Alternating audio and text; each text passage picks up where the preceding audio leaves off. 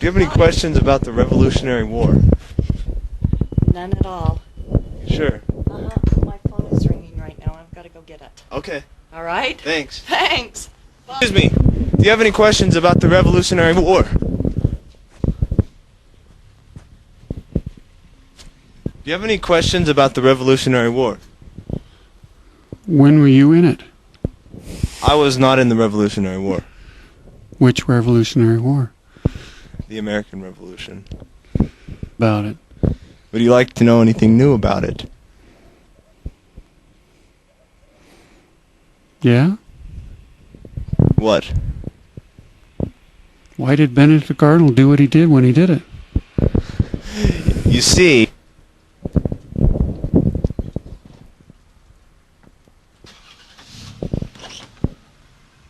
Hi. Would you like to know anything about the Revolutionary War? What about Paul Revere? Paul Revere. Huh. Is anyone here?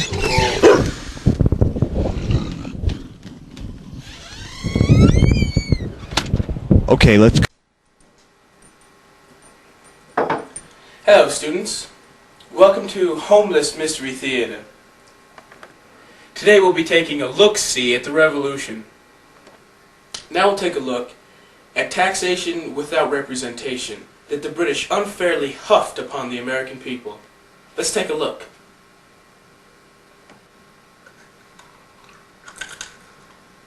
In 1764, but without the colonists' consent.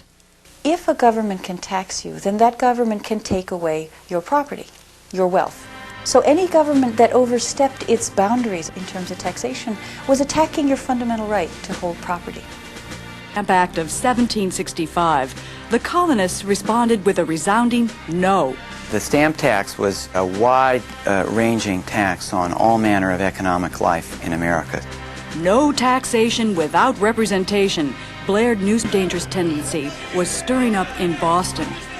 On the night of August 14th, a furious mob tore through the house of Stamp Master Andrew Oliver. During the next 12 days, Stamp Act riots took over Boston. Several thousand. The Americans had won a partial victory, but Parliament was determined to make the colonies obey its laws. The Townshend Acts of 1767 put a tax on tea, cloth, and other manufactured goods imported from England. Once again, Americans fought back. The primary means by which the colonists protested against the Townshend duties was a thoroughgoing boycott on all goods imported from England into America. That was what I have done. I have not had tea since last Christmas, nor bought a new cap or gown. All my sister Americans are as with one heart determined to be free. What we fight for is this plain truth, that no man has a right to take our money without our consent. The Stamp Act riots taught people who had never been involved in politics the power of group action in resisting authority. Quarter me! Never! You are required by law to quarter me! No! Alone! No. Please, leave me alone! No! Come on! Oh, come on! Leave me alone! Come on!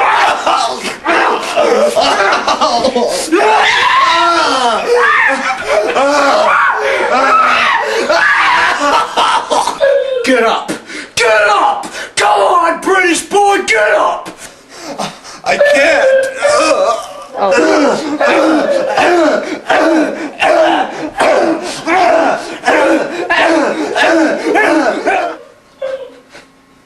I don't know, Javier, British boy. Come on, get out. Let's go. Let's go. Come on. Fair. Unfair. Next, we'll take a look at the Boston Tea Party, which the Bostonians rightfully did because of the unfair tax which the British placed.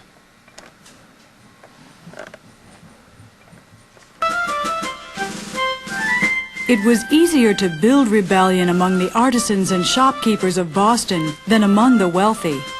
not Parliament started writing laws for the colonies, many colonists began to believe that a power-hungry conspiracy was trying to take away their rights as Englishmen.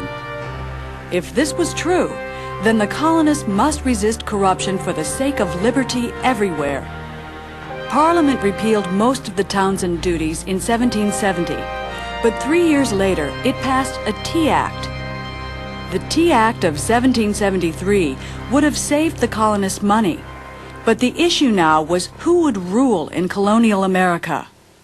Rally, Mohawks! Bring your axes and tell King George we'll pay no taxes on his foreign tea. Disguised as Native Americans, the Sons of Liberty boarded 3 British ships and dumped their tea into the Boston harbor. This was not the work of an angry mob, but a carefully planned rebellion against British authority. Furious at this show of vandalism, Parliament passed the Coercive Acts.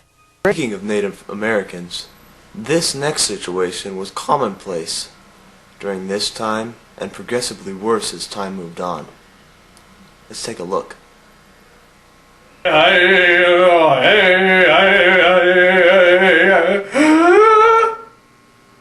You will be assimilated. No, white man, you leave me alone.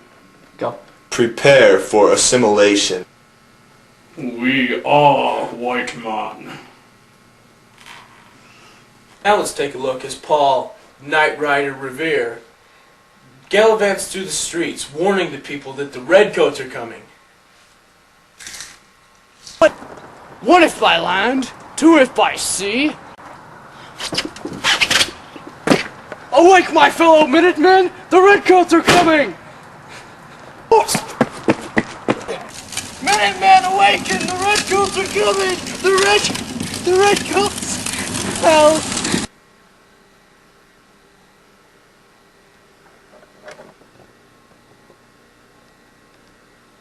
Back. Come on! You're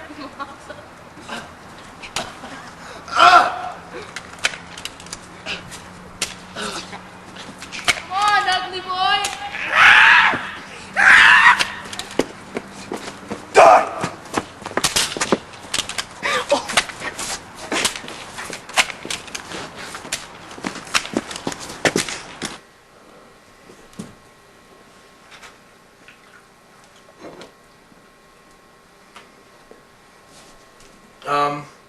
Now we'll take a look at the battles of Lexington and Concord.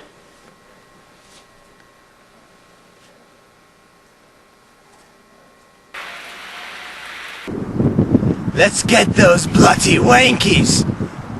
I mean Yankees! Death, death, death everywhere! 300 British dead!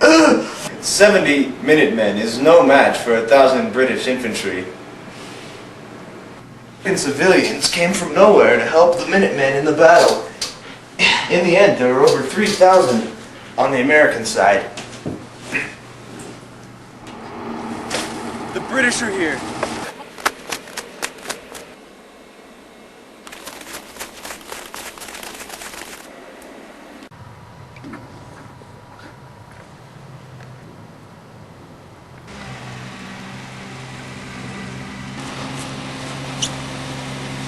Died in the name of the king.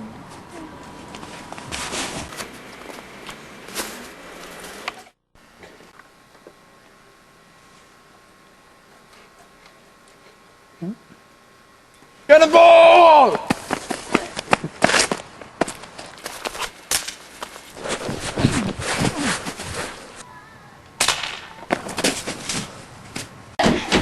Let me in! Hurry!